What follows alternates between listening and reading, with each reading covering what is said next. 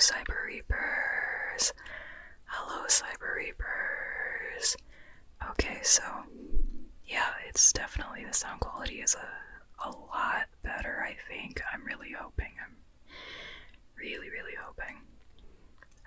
I might have to get a mic cover for this mic because it's been getting difficult to edit out all of the what is it called? Not the clicks. The clicks are generally okay because you can usually use a declick kind of software thing, but it's the whenever I say the letter P, it like the pop. I have to be careful with that because this is not the first time I have recorded this video. Yeah, this is not the first time I have recorded this video. I'm going to have to speak more calmly. And it's a little difficult because I get excited about books, but I really do need to remember stay calm, deep breaths, in order to actually have the sound quality be decent, because I recorded a whole hour of this, of talking about and gushing about how much I loved this book, only for me to go into the editing stages, and I could not fix the sound, I could not fix the audio, I was too far away from the mic. And so just so much of the external noise, like the air conditioning and the fan, I think, and some other sound that shouldn't have been there but was, like, just, it kept interrupting and it just kept it became so overbearing that I'm trying to turn this 180 and go, okay, I need to be closer to the mic, which means it's gonna be a lot more sensitive to what I am saying, which in some ways that is good. In other ways that means I have to very much change how I am speaking, and really hope that I don't have to redo this video again, because while I do love talking about books and I do love talking about like the same book, I'm not just gonna like gush about a book and then just drop it. If somebody wants to talk about a specific book, I will be able to pick up conversation about that book again and go like, oh yes, I remember this book, I loved it so much. And so while I don't mind going back to actually talk about a book in of itself, redoing a hour-long video is a bit demoralizing, particularly when I only have a certain window of time where there aren't other background sounds beyond the stuff that is difficult to get rid of, like the air conditioning. So I really hope that I don't have to re-record videos, but I think this is maybe the third. I think this is the third video that I've had to re-record because I'm just getting used to editing out sounds, and there's just some sounds that are just really difficult to get out, so you really have to record the video correctly. Anyhow though,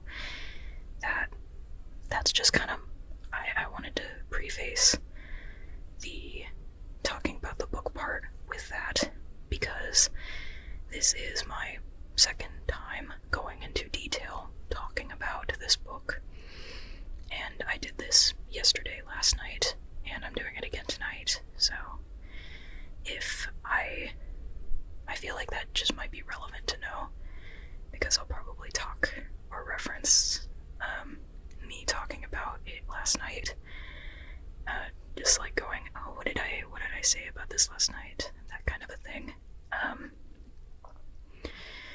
and it also probably is going to affect my mood for the video just a little bit. Now, I wouldn't have done this if I didn't feel like, or I wouldn't have done this now if I didn't feel like I could talk about the book in a, like, positive light. So I'm not going into this being like, I'm not irritated. Like, I do want to clarify that. But determined. I'm most definitely determined to get this to be correct in terms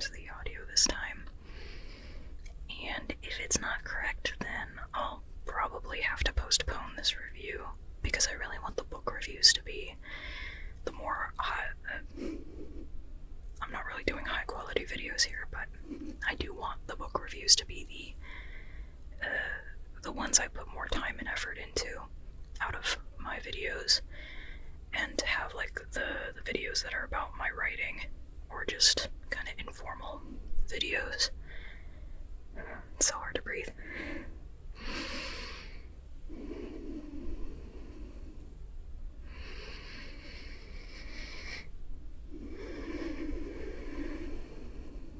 I recently had nose surgery, so it's a learning curve to learn to breathe through your nose when you haven't for most of your life. At least when you haven't for, me, I kind of have anxiety, and I also do. I did a lot of athletics back before I realized my nose had issues, so I learned to breathe through my mouth quite a bit. I also sing a lot, so yeah, just a lot of things that involve a lot of things that if you don't breathe well or easily, it's hard to do. I recently discovered the joys of breathing like a normal person, or at least supposedly that's apparently people breathe through their nose like it's not a problem for them as much. So it's just quite nice to be able to breathe in and out, but anxiety still makes it difficult because that's not a physical barrier that I can really control. No surgery is going to change that. So if I feel like it's difficult to breathe, then due to anxiety, I really just have to calm myself.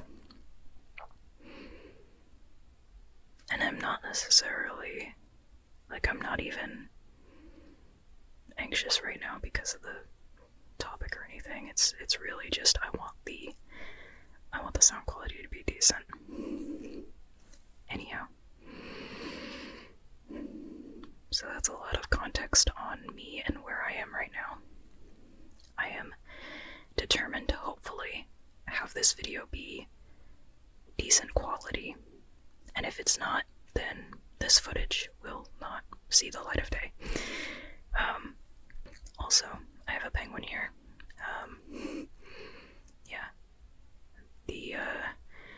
I actually did it with a different penguin last night, but I'm doing it with this one tonight because this one's a little easier for me to hold. So he'll just kind of be here. He's also one of three because I was in Illinois. To clarify, I live in Texas. I was in Illinois for a little while, for reasons I won't get into, but family stuff, and I believe I was at like a Goodwill kind of place. What are those called? Resale shops, I think. And I saw this cute little one. Let me see.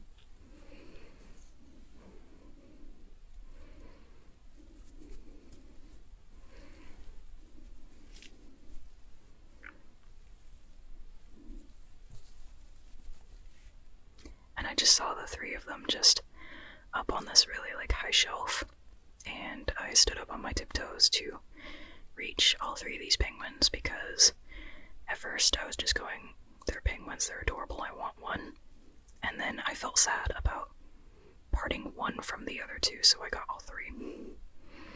And yeah, that kind of wraps up the silliness that is me. So yeah, here, let me.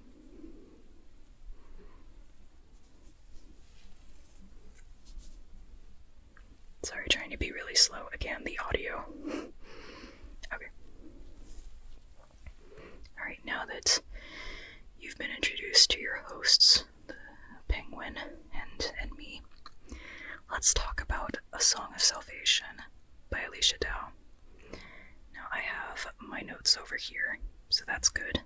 I'm glad that I have those because I'm a little afraid, because I've done this already, that I might think I've already said something that I really loved about the book and then just skip past it. Yeah. So notes, which I'll just kind of reference every now and then. Hopefully it'll be, I'll be able to cover everything that I made sure to intentionally write down. Yeah.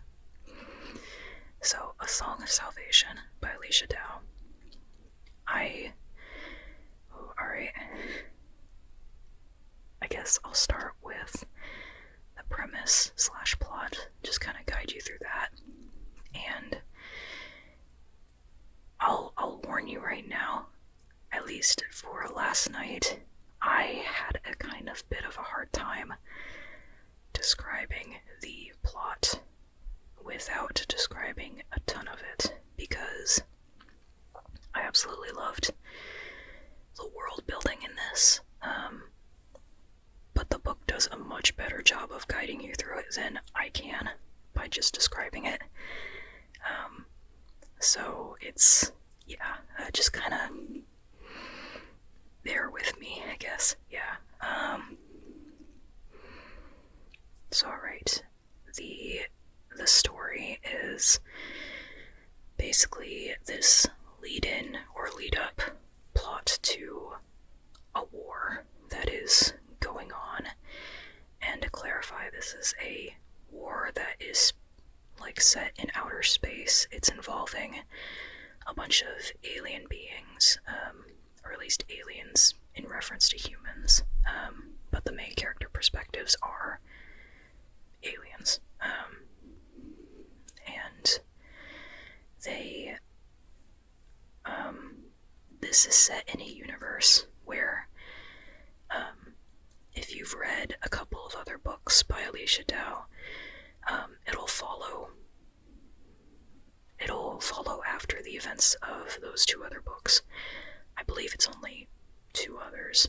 So far I've read one of them, which is The Kindred, and I have not read the other one, but it is next on my list. I just checked it out from the library, I think yesterday.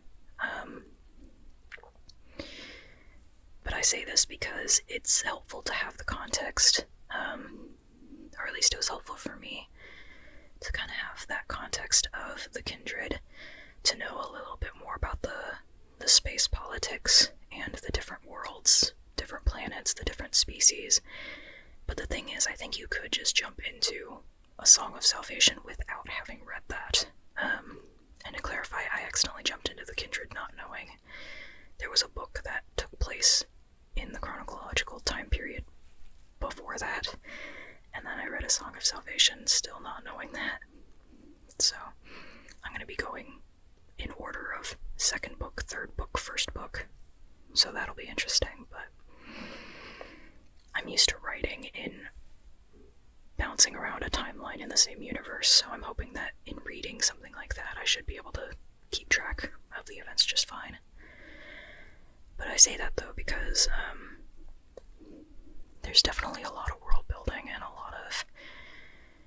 lot of different aspects to the universe, and I absolutely love it. And again, the book guides you through it really well in a way that I will probably not be able to guide you through very, very well, so I'll try to simplify it as much as I can.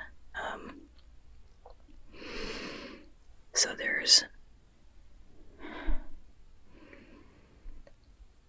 among the alien beings, there's this creation myth, where there was this god named Indigo, and this god Indigo created planets via using kind of the power of song. Indigo sang and created the first planet, and then a 2nd planet, and then just on and on, creating more and more planets. What Indigo didn't realize, though, was after a while there needed to be balance, and so another god was created. I believe Osvios is, I'm hoping that's how you pronounce that, I should have looked that up. But yeah, the other god, Osvios, was created to destroy. So Osvios began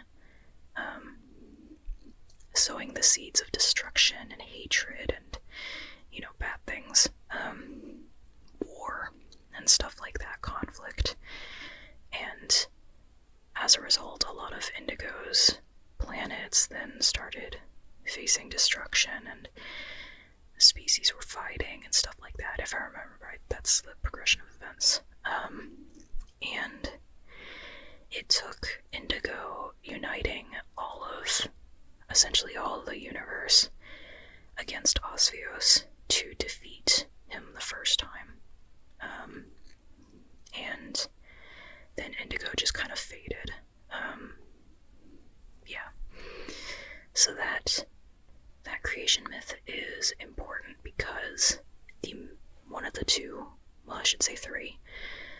three main characters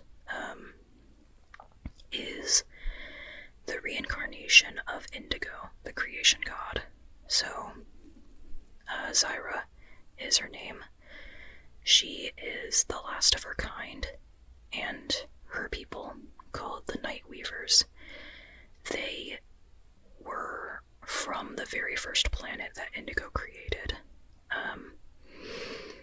But there are these people, or these beings, called the Ilori. I believe that's how you say it. Ilori, maybe. And the Ilori worship Osvios, the destruction god. So the Ilori have been going around the universe, conquering, colonizing, and destroying, essentially. And their most recent target was Earth, by the way. That's important for later.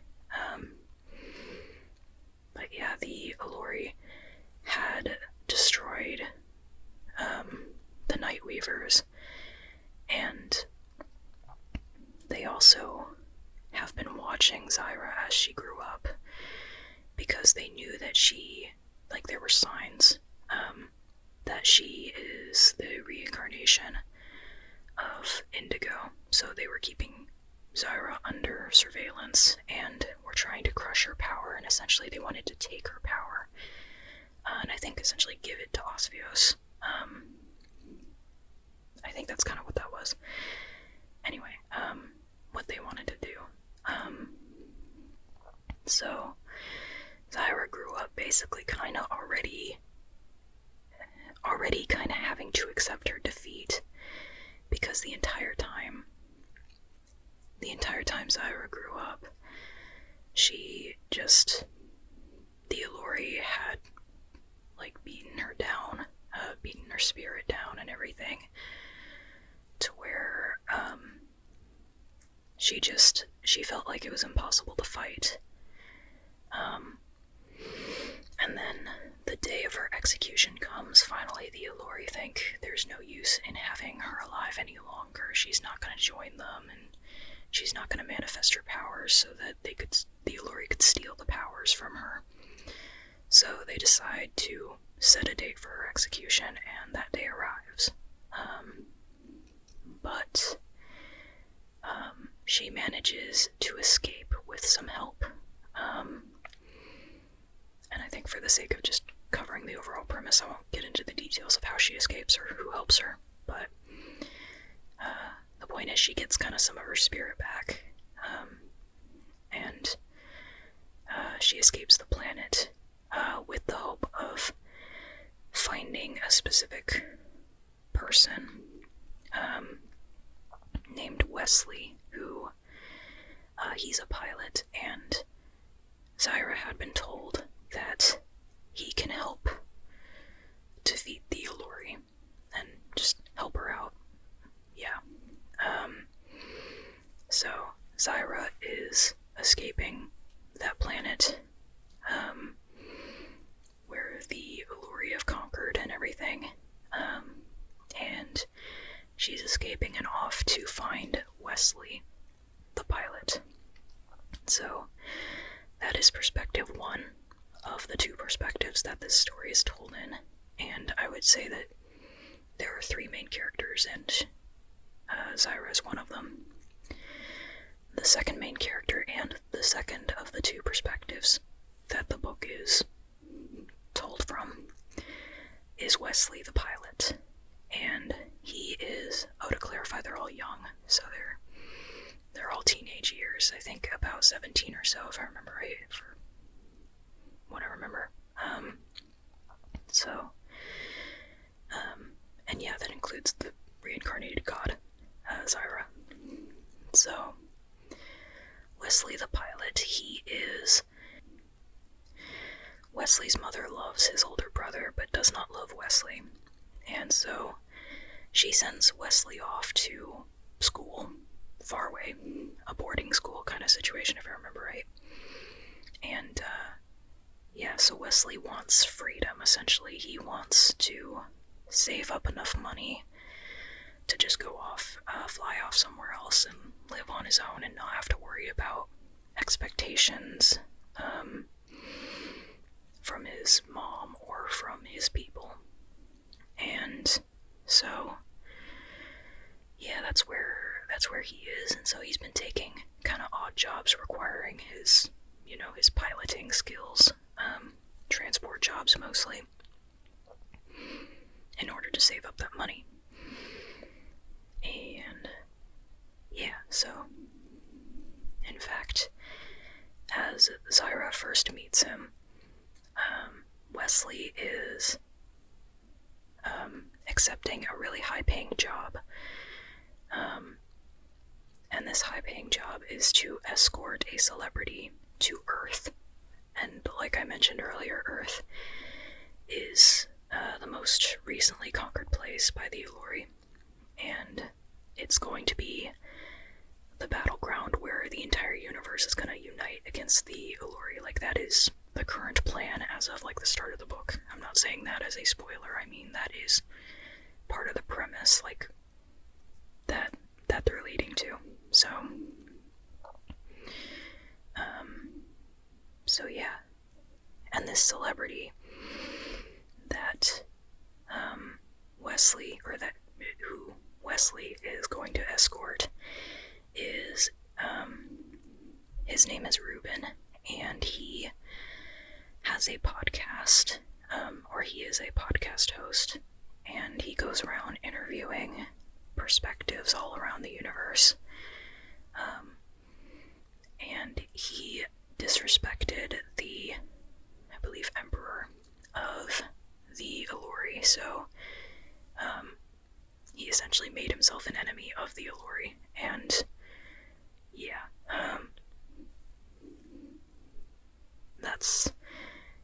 so that leads to conflict, and Wesley has to escort Ruben, the celebrity, pilot him to Earth safely. And Zyra comes in around that point, and the three of them together have to essentially band together to help the universe defeat the Alluri. That is the premise. Yeah. I hope I explained that. I definitely explained it better than yesterday. But yeah, it's kind of a lot, I think, when you're just trying to talk about it. I really don't know how they made a blurb out of that. Like, kudos to them, because yeah, I know writing blurbs is hard, and yeah, for that story, I'm not exactly sure how I'd go about that. But that's essentially how I describe the premise. And yeah, I think I really loved, I loved The Kindred, which is also, it's set in the same universe. And that one was more focused on a couple of characters that actually do show up in A Song of Salvation. So that's really fun. I loved the cameo there. I think also two of the characters from the first book that I haven't read also show up, but I think I recognize their names in the blurb, but that's all I know. So, but I really loved The Kindred, and sorry, let me take a breath. I don't want to get be hard to tell because I'm whispering, but I am really excited to talk about this, so I have to try to be calm. Yeah. The Kindred. I really enjoyed that book, and I kind of went through it pretty quickly because I was really invested in the tying together of the politics with the romance. But I actually went through this one even faster because I was even more interested in this, which surprised me. While this book does have romance in it, and I definitely was invested in the romance, especially the queer romance, it wasn't nearly as much focus, or there wasn't nearly as much focus on that in comparison to really like the I would say a mix of like, it wasn't really politics as much, or the space politics, as much as I might argue, like say the world building with the character growth of the found family, the three main characters. Yeah, because I think there was definitely a really beautiful style of growth that these characters underwent, like all three of them, and they each dealt with different things, like different motivations, different goals, and then also different changes. But I think something that was consistent about their changes, or similar, was that they each went from very individual and kind of small, well, I say small, I mean, again, very individual, very personal to the self kind of motivations and goals, and then they all expanded out to be, or their goals expanded to be more focused on the communal and the universal. And I'm trying to think of how to describe that in an example without spoiling anything. Well, I guess even just, I'll say even the conflict feels like it starts out very much like life or death for a single person, like Zyra. Zyra starts out with her conflict,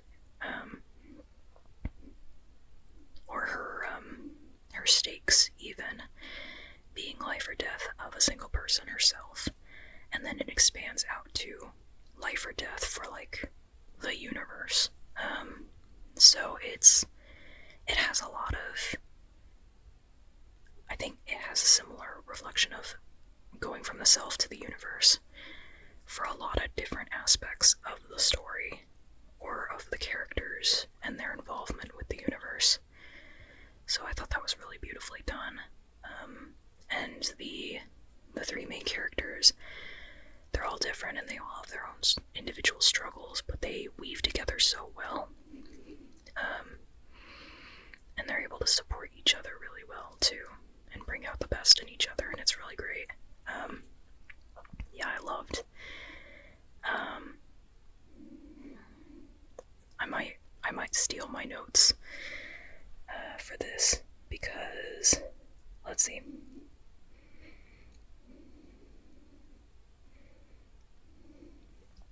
Okay, so I wrote down, and I think I might just copy the words that I said already.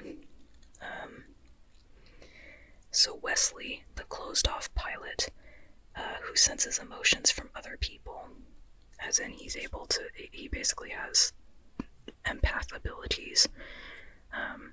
He's able to sense emotions really strongly from other people. So the closed-off pilot Wesley, who senses emotions from other people, learns to work through his own emotions. Because having grown up, being essentially treated as less than in comparison to his older brother, that really made him just close off to the rest of the universe. So yeah, he learns to, especially with the help of Zyra and Ruben, he learns to let other people in a little bit, and to care about other people, and to believe that other people can care about him too. And I always love stories like that. Those are beautiful. And let's see, the reincarnated god, Zyra, who lost her people, learns to navigate and channel her righteous anger. There was definitely a lot of points on anger and grief in this book that I really appreciated. It's getting really difficult to determine how much to express anger and grief lately. As a little bit of clarification, I live in Texas in the United States, and I am queer and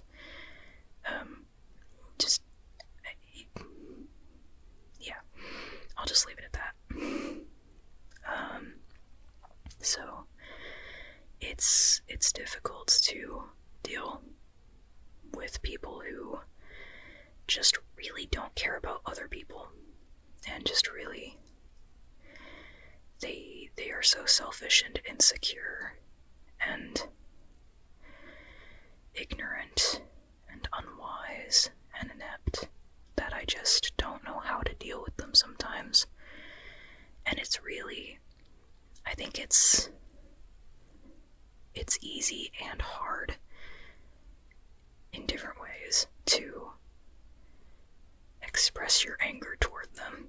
It's also dangerous because if they decide to come back with friends, then it's really easy to become a statistic. So you have to be really careful about who you provoke, and it shouldn't be that way, but it is. So so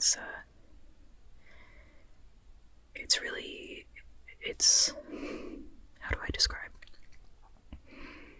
Reading Zyra on the page is really cathartic, because she has lost so much, and she has every right to be angry, and to express that anger.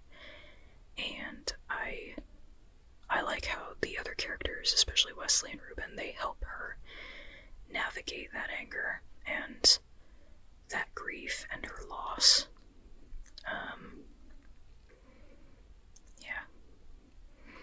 And also she actually really is really powerful, so she's able to influence the universe in ways that, well, as an ordinary person, like I can't do that. I can't sing a song and get awesome shadow magic-y sort of things to knock over my enemies, you know? I can't defend myself like that. So it's really cathartic to read Zyra. And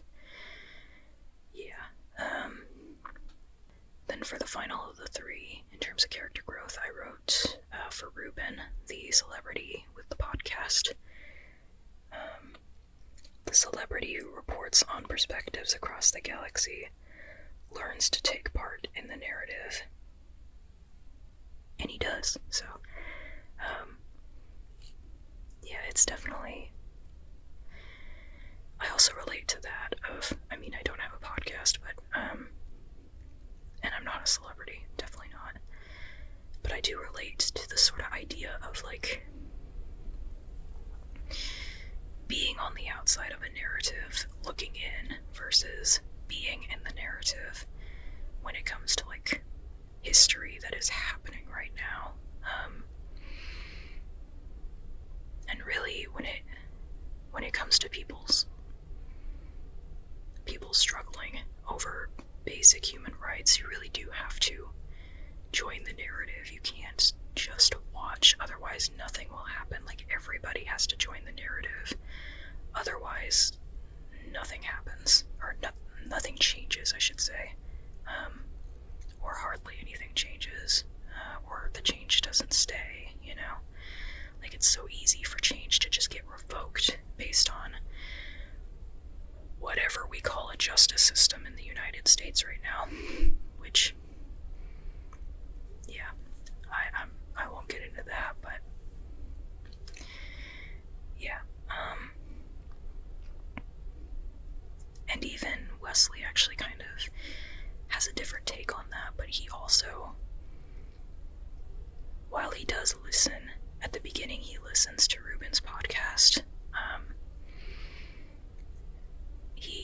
Wesley isn't really interested in being part of the universe's war, you know, the war on the Lori or anything. Like, Wesley is just looking for freedom from his own personal struggles, and I mean, that's completely fair. He felt really trapped in those struggles for a while, so I completely understand his perspective.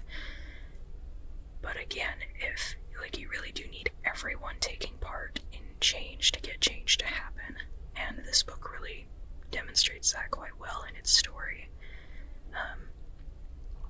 So yeah, Wesley steps up. They all do, really. It's quite beautiful to see how they all step up to take different parts and different roles in this oncoming war. And yeah, it was neat to read that. Yeah. Now let me see. Oh yeah, so the main characters also, they were all people of color, and they had different hair types and body types, and I thought that was awesome and amazing. I particularly love Zyra's character design. If I remember right, she's described as, like, her body is big and strong, and she has short hair, and I absolutely love that for a female main character. I just do, especially for, like, a what's the word? I'm not sure if it's really described as magic, so I'm not sure I can say, like, a magical being or superpower being, but somebody with, you know, power, that kind of power that not everybody has. Yeah. So I really loved Zyra's character design, and if I remember right, the cast overall, I think, is both among aliens and humans. They all had different body types and different, they were from different races, different species, different, what did I write down? Oh, sexualities and romantic orientations, and also, socioeconomic status. I'm going to be honest, and I might sound a little bit, or a lot, ignorant right now, but what is the plural of socioeconomic status? Because I looked it up, and it wouldn't, I couldn't figure out from the responses online whether you just say socioeconomic status as the plural, especially if you say people of different socioeconomic status. Do you say statuses, stati? I don't know. Which I don't think they use the Latin convention with status, if I remember right. Or I don't think people generally do, so I don't know. If somebody could answer that for me, that'd be great, because I feel like my brain is inept in trying to figure this out every time I try to write the plural socioeconomic status. I generally just try to avoid it at this point, but I really wanted the sentence to be concise, and that was the best way I could think to do it. I also figured pretty much everybody would know what I meant, even if it was grammatically incorrect. But still, it would be nice to know. Yeah, and that's the overall cast. And yeah, I already mentioned queer romance. I'm not sure if that counts as I'm not sure if I were to explain it, if that would count as a spoiler to explain who, or to explain more about it. But I was really invested in it, and it's just very cute. And let's see. I touched on the magicness. Again, I don't remember if that was actually clarified as, or rather I should say, I don't think any of the abilities that the aliens had were exactly like defined as magic necessarily. Like, I don't think that would be their term for it, which is why I hesitate to call it magic. Even though in reading a book, you might just call it magic, or magic powers, or powers in some sense. I really love, though, how the different powers of different species, I love the powers in of themselves, and I also loved how they interacted with each other because of it. Or how the characters interacted with each other because of the different powers, I'll just say, or maybe even abilities. Maybe I'll just say abilities. Yeah. So, like, for example, Wesley, the pilot, he is... I'm trying to remember if I remember the spelling of this word so that I can say it out loud. Or I should say, proper noun, not word necessarily as it is broad. Andarin, maybe. Anyhow, there's this species or alien people, beings, who are from the second planet that Indigo created, and it's a very colorful planet, so the people are also very colorful in that, if I remember right, they can have different skin colors, like blue, or purple, I think, I want to say. I might be mistaking that for another species, I'm sorry if I am. I know their hair color is definitely, can be vibrant colors, and I want to say maybe their eye colors as well. Or that might be the, another group. Anyhow, though, the people from that colorful planet, Wesley is one of them, and everybody is able to sense the emotions of others, so they can sense the emotions of each other as well as other species.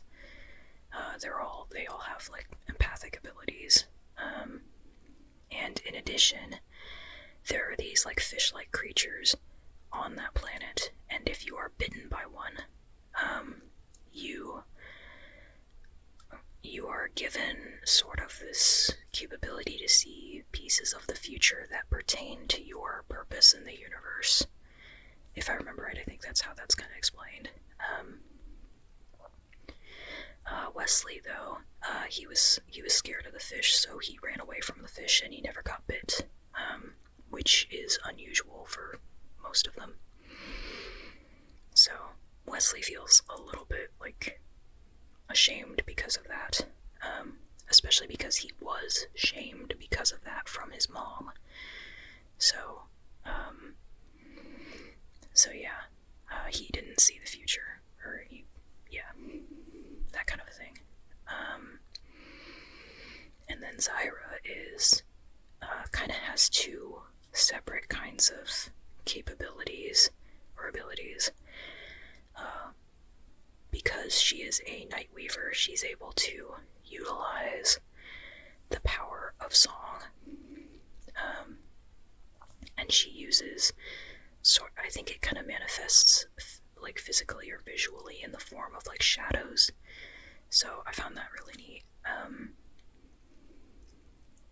And she's able to do like powerful things with that. In addition, there are the powers like the creation powers of Indigo, which I won't go too much detail into that, because that's kind of later. But I just really like how the different abilities come up, and how they affect the plot, and how they affect how the characters interact with each other, and also how their cultures interact with each other, and how the different planets define the cultures as well, and just it's a lot of really good world building that I really enjoyed, while it also was pretty easy to digest. Like, definitely reading another book set in the same universe helped form more of, like, fill in more blanks of the context. But I think they covered really, like, two different parts of the universe enough to where I didn't need to read The Kindred in order to read A Song of Salvation. So I love lots of sci-fi world building that I can understand. And I also really love just seeing, like, casual representation of a lot of different types of people, especially young people in science fiction. I really love it. And it's the kind of thing that it's one of many books that would have been nice if I had read it when I was younger. That's not to say it's good. It's not good now. I definitely enjoyed reading it now. And I love that I'm finding more books by marginalized authors, because it took me, I'm kind of ashamed to say it took me a few years longer than I wanted it to realize that I actually have to actively seek and look for books by marginalized authors, because they're not going to tend to show up.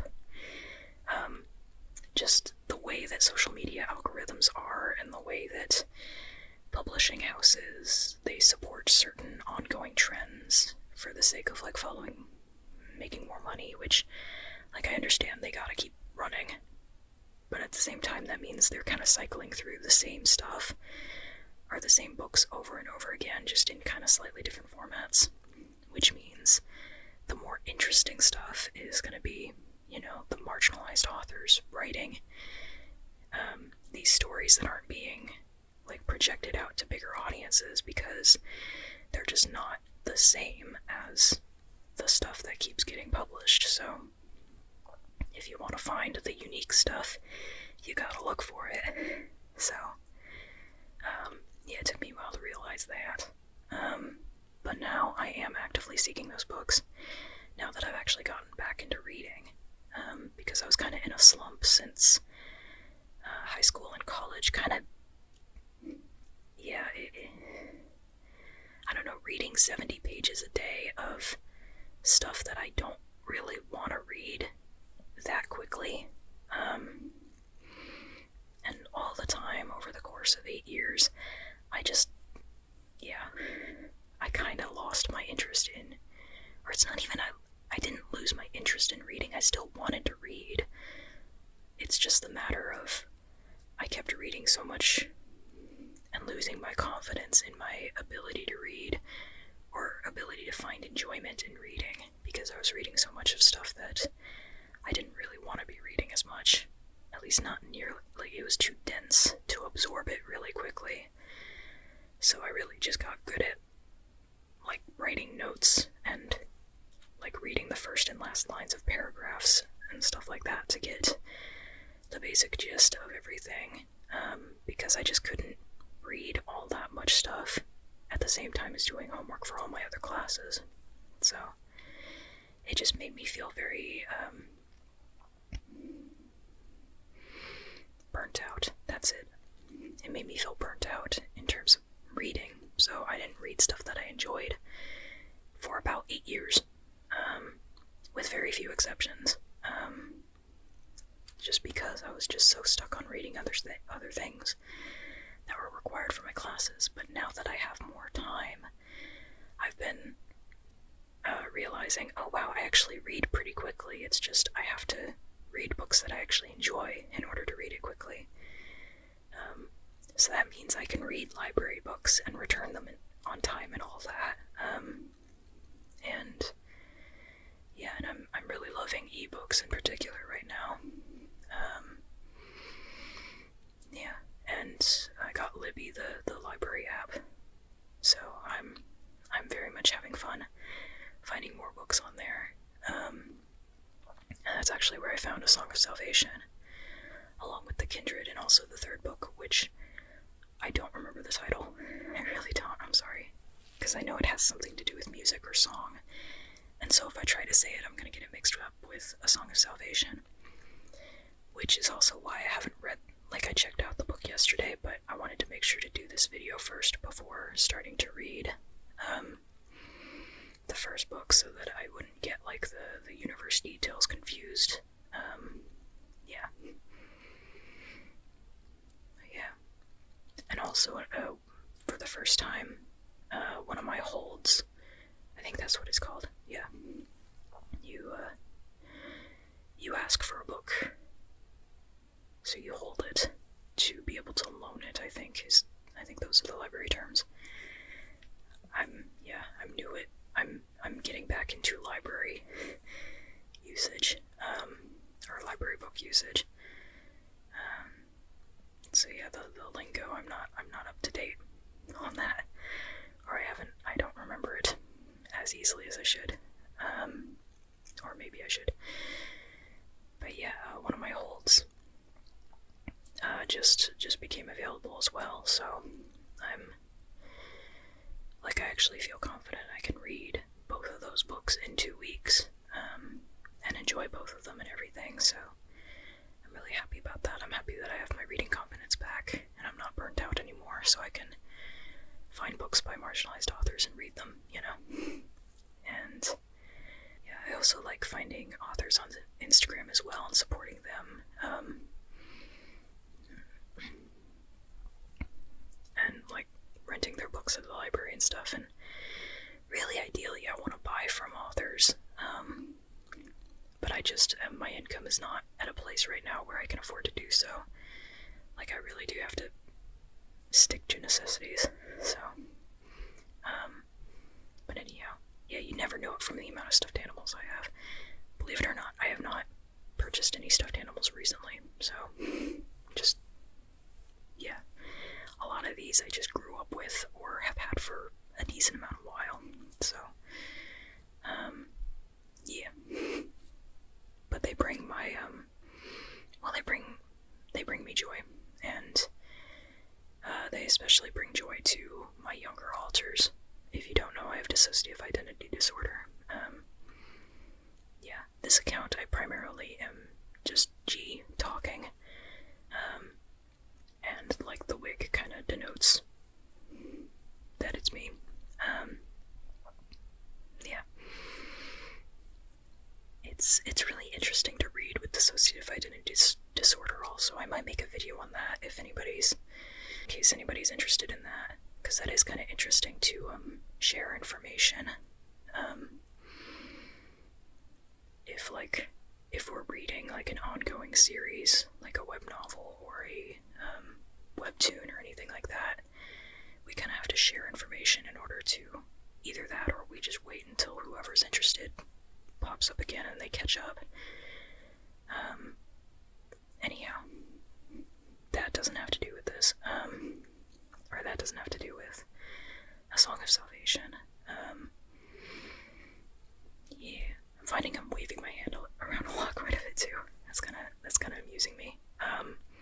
Mostly because there's a tag on the penguin that I'm trying not to have make noise. So yeah.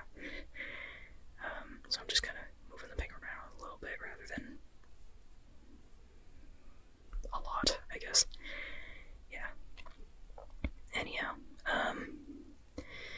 yeah, I really like Alechia Dow's writing.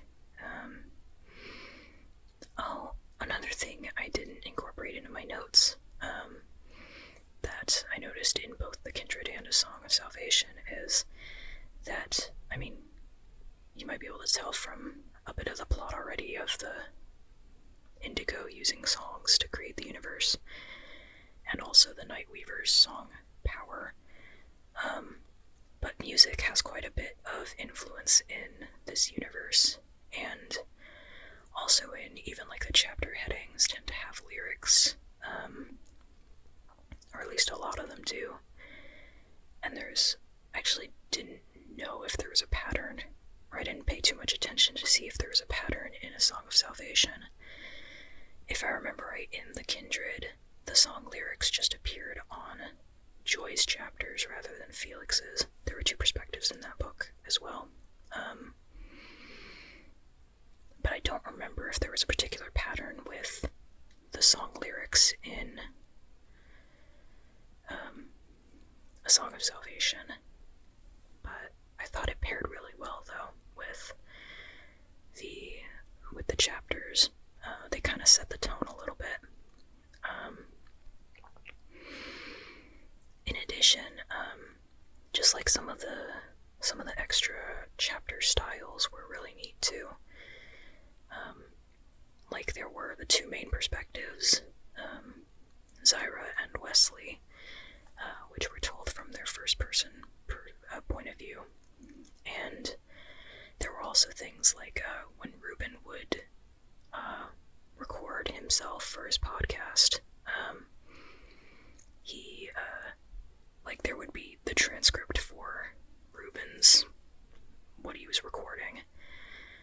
In addition, there were things like broadcasts, like news broadcasts and things like that. And it just kind of felt like there were like a different types of media being brought in to weave together this story, and I thought that was really neat. I also think it's neat that it created such a comprehensive view of the story that I actually didn't point it out in in any of my reviews for The Kindred and A Song of Salvation, because it just kind of, like, it didn't go unnoticed as much as I just accepted it as part of, like, this is what the story is, that I just kind of forgot that that was a interesting detail about how the books were written, or in the style that they were written. So, now that I remember it, I can point that out. And I'm glad the song lyrics reminded me of that, because that's part of it. I feel like there's like 5 different types of media kind of things, or different perspectives maybe, in A Song of Salvation, with there being the 2 first-person point of view perspectives, Ruben's podcast, any kind of broadcast sort of thing. I won't go into too much detail on that. And the song lyrics, all forming different, just telling the story through different perspectives, and I think it definitely made the story feel like the scale was on the level of the plot. As in, this is a war that is involving the whole universe, so having different perspectives telling the story about that, I think was really an important way of piecing together the narrative to tell this story. And yeah, I'm kind of a little bit amazed that kind of flew by me when I was remembering what to write down for my review of like the things I particularly loved about the book. Because I actually did really love that. It's just, it wasn't, it's not that it was subtle as much as I don't know,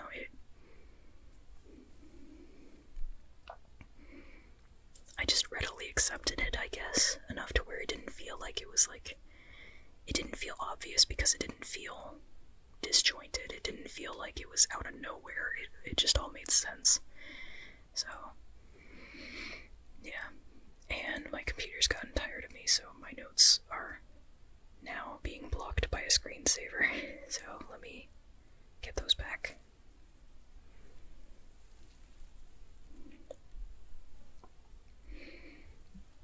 There we go. Alright. And it's going to be rather anticlimactic because I just realized I actually have crossed over the end of my notes, so I have talked about all the things that I wrote down. Now I will go ahead and just kind of give you a quick tagline, though, if you want a too long didn't read or didn't listen for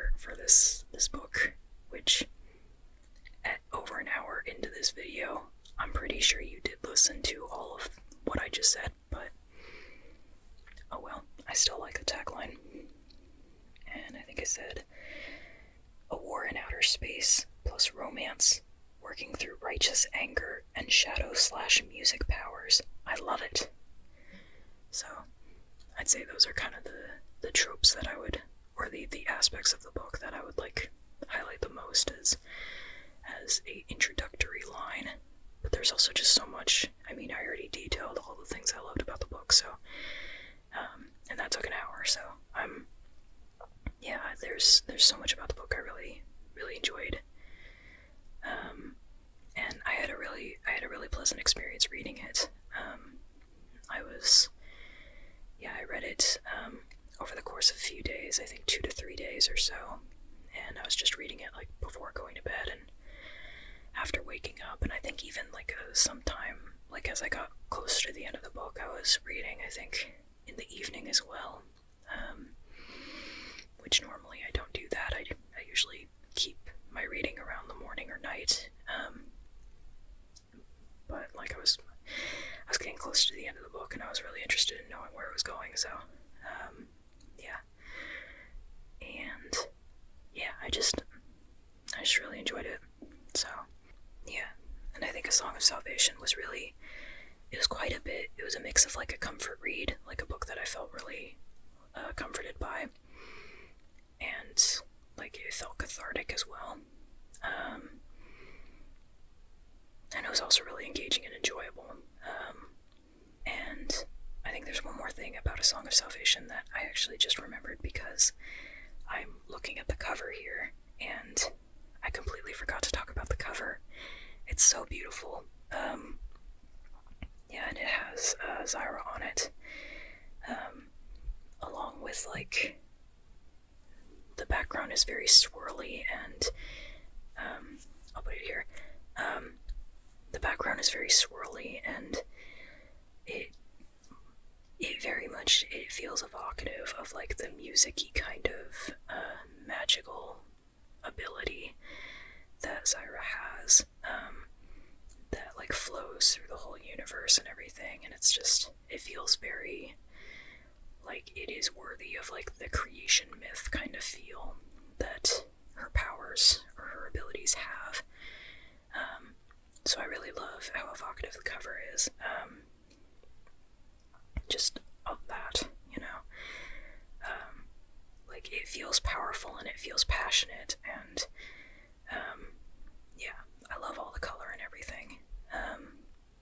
So yeah, I just wanted to point that out as well. I'll go ahead and end the review there, I think, with that, unless something else pops into my head, but I think I'm just about done, actually. Yeah. Again, it's A Song of Salvation by Alechia Dow, and yeah, I quite enjoyed it quite a bit, and I'm looking forward to reading another one of Alechia Dow's books, which I have checked out now, so it's ready to go whenever I'm ready to read it. Hopefully the audio quality on this is better than yesterday's, because yesterday's was just not salvageable, so I'm hoping this one is okay, because I really do want to review this book. Yeah, anyhow, alright, yeah, thank you for listening. You're such a good listener. If you're still here, thank you so much. I appreciate you so much.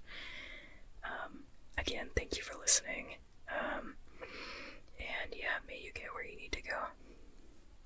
Bye. Penguin wave bye too.